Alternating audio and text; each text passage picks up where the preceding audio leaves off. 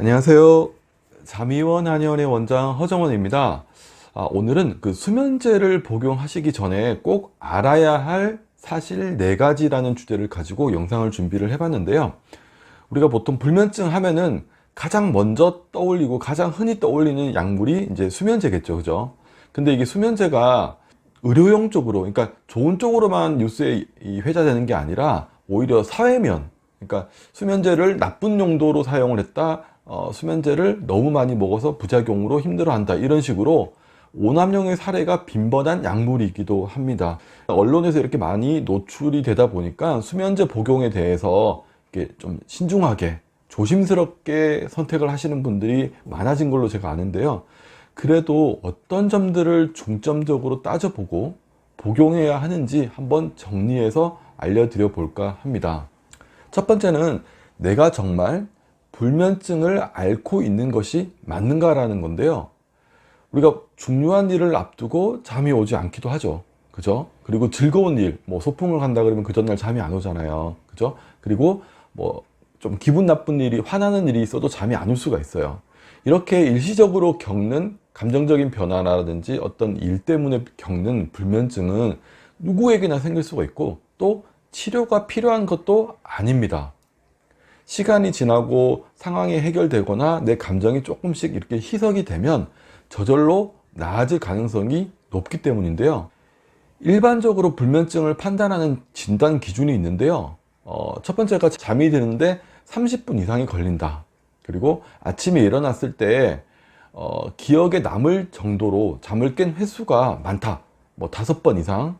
아니면 수면 중에 자다가 깼는데 다시 잠들지 못하고 30분 이상 뒤척거리다가 한참 뒤에야 잠이 든다. 그리고 전체 수면 시간이 6시간 미만인 경우를 불면증으로 보고요.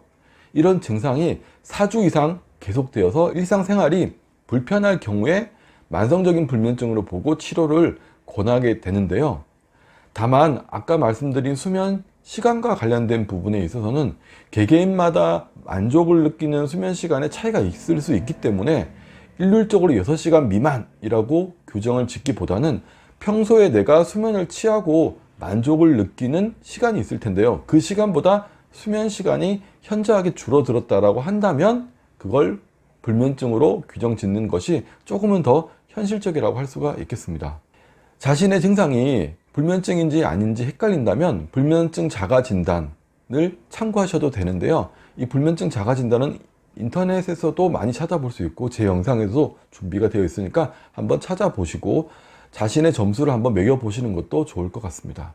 그리고 수면 리듬 지연 증후군이라는 게 있는데요. 수면 리듬이 자꾸 뒤로 밀려나가는 거예요. 그러니까 낮과 밤이 바뀐 그런 상태, 혹은 뭐 게임을 한다든지 스마트폰을 한다든지 뭐 책을 읽다가 새벽녘에 늦게 잠들었다거나 그로 인해서 늦게 일어나서 밤에 일찍 잠들지 못하는 수면 리듬이 고정화된 거, 이거는 리듬 자체를 바꿔주는 노력이 들어가야 되는 거지 불면증이라고 하기는 어렵습니다. 두 번째는 수면을 위해서 스스로 노력을 해보았는가라는 것을 한번 질문을 던져봐야 됩니다. 어떤 병이든 약물 치료에 들어가기 앞서서 다른 해결 방법이 있다면 그걸 먼저 시도해 보는 것이 맞겠죠. 그죠? 특히 불면증 같은 경우에는 그 불면증 원인이 심리적인, 육체적인 원인, 여러 가지 매우 다양하고 복합적인 원인에 의해서 나타나는 질환이기 때문에요. 자신의 심리 상태, 그 다음에 컨디션 상태, 그리고 습관에 의해서도 이게 나타날 수 있거든요. 그래서 이런 부분에 대해서 조금은 체크를 해보고 그게 잘못된 게 있다라고 한다면 그거를 바로잡아 보는 노력을 해보는 것이 필요할 수도 있습니다. 가장 먼저 시도해 볼 만한 수면에 도움이 되는 습관을 모아둔 걸 수면 위생이라고 부르는데요. 많이들 이제 들어보셨겠지만 기본적으로 규칙적인 생활을, 특히 이제 잠자리에 눕고 일어나는 시간, 어떤 이런 수면과 관련된 생활에 있어서는 규칙적인 생활을 하도록 하고요. 카페인 줄이고, 침실에서는 가급적이면 뭐 스마트폰 같은 거 안 본다. 그리고 침실의 환경도 상당히 중요합니다. 최대한 어둡게 그리고 조용하게 정비를 해주시는 게 좋고요.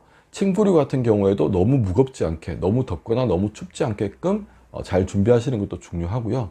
그리고 야식은 가급적 안 드시는 게 좋고, 꾸준히 너무 무리하지 않는 가벼운 운동을 해주시는 것도 도움이 될 수 있습니다. 근데 가만히 보면 의외로 이런 기본적인 습관들은 소홀히 하면서 나 못 자. 못 잔 지 며칠 됐어. 수면제 먹어야 되겠어. 이렇게 하시는 분들이 제법 있으시더라고요. 이거는 좋은 선택지는 아닌 것 같습니다. 그리고 수면에 도움이 되는 음식들을 활용해 보는 것도 좋은데요.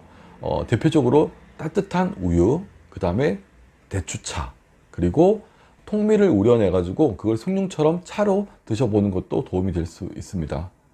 그리고 이미 수면제를 내가 복용 시작했다 하더라도 수면제가 불면증을 치료해 주는 개념은 아니에요.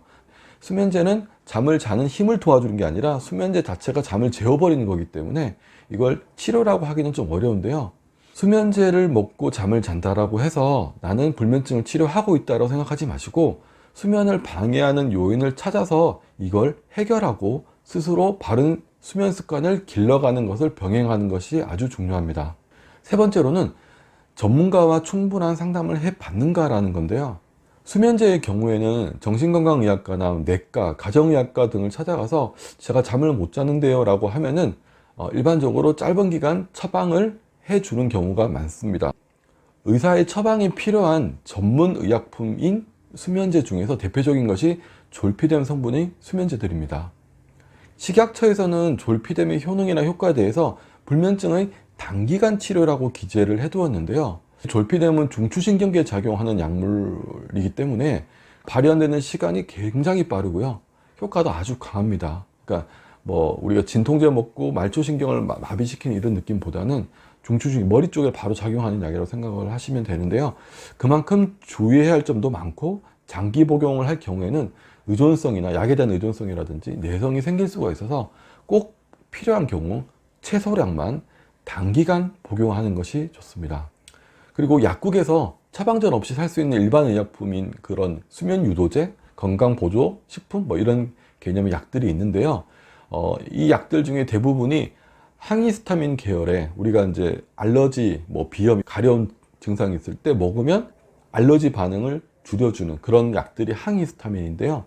이 항히스타민 계열의 약들이 부작용이 뭐냐면 졸린 거예요. 그래서 감기약 먹으면 졸리다라고 얘기하시는 거는 이 항히스타민제 때문에 그런 건데요. 어떻게 보면 부작용을 순기능으로 바꿔서 수면을 도와주는 약으로 활용을 하고 있는 거라고 볼 수가 있습니다. 그리고 그 외에도 지오준풀이라든지 감태처럼 천연 성분에서 유래한 물질을 활용해서 제품을 만들어서 판매하는 것들도 있는데요. 앞서 말씀드린 졸피뎀 성분의 수면제보다 의존성이라든지 내성이 약하긴 하지만 약국에서 처방전 없이 구입이 가능하다고 해서 함부로 막 과용하시는 것도 좋지는 않습니다. 반드시 복용법이라든지 용량 등에 대한 충분한 숙지가 필요하다고 볼 수 있습니다. 마지막 네 번째로 수면제의 부작용에 대해서 충분히 숙지를 했는가라는 건데요. 보통 수면제 복용 전에 가장 염두에 둬야 할 게 바로 부작용에 관한 것입니다. 많이 사용되는 졸피뎀의 경우에 기억력 감퇴, 무기력감, 소화불량, 건망증 등 이 다양한 부작용이 보고가 되고 있는데요. 아무래도 잠을 자니까 충분히 컨디션이 회복되고 피로감이 없어야 되는데 잠에도 불구하고 계속 피로감을 호소한다거나 기억력이 자꾸 떨어지는 느낌이 든다. 이 또한 사실은 수면제의 부작용이라고 볼 수가 있는 거죠. 그리고 무엇보다도 복용한 다음날 숙취 효과라고 하는데요. 수면제가 완전히 깨지가 않는 거예요. 몸에서 배설이 되지 않고 머리에 그대로 남아있는 상태로 하루를 시작하는 경우가 많습니다. 그래서 한참을 머리가 멍한 느낌으로 계속 보낸다거나 심한 경우에는 약의 기운에 의해서 새벽에 무의식적으로 운전을 한다거나 음식을 먹는다거나 하는 이런 상황이 나타날 수도 있습니다.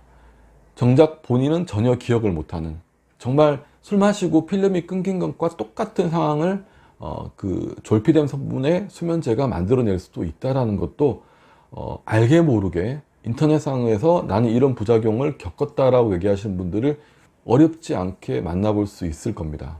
가장 주목해야 할 또 하나의 부작용이 뭐냐면 바로 반동성 불면증인데요. 반동성 불면증이란 게 뭐냐면 수면제의 힘을 빌려서 잠을 자는데 이게 익숙해졌어요. 이제 먹으면 7시간 잔다, 8시간 잔다. 이거 먹고 이렇게 자니까 이제 이거 안 먹어도 잘 수 있겠지라고 생각하고 수면제 복용을 갑자기 중단하면 그전보다 더 심한 불면증, 그리고 가슴이 두근거린다거나 불안하다거나 막 열이 난다거나 이런 자율신경계의 항진 상태를 동반하는 불면증이 찾아오는 것을 말합니다. 이로 인해서 수면제를 끊는 것 자체가 힘들어져 가지고요, 어쩔 수 없이 다시 수면제를 먹고 잠을 잘 수밖에 없는, 수면제에 의존할 수밖에 없는 그런 상황이 만들어진다는 건데요.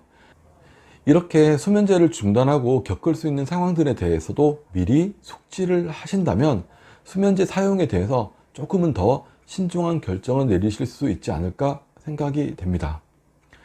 이렇게 오늘은 수면제를 복용을 할까 말까 망설이시는 분들이 수면제를 드시기 전에, 수면제를 먹어야 되겠다라는 결정을 내리기 전에 한번 체크해 봐야 될 사항 4가지에 대해서 설명을 드려봤습니다. 오늘 영상 여기까지 하도록 하겠습니다. 감사합니다.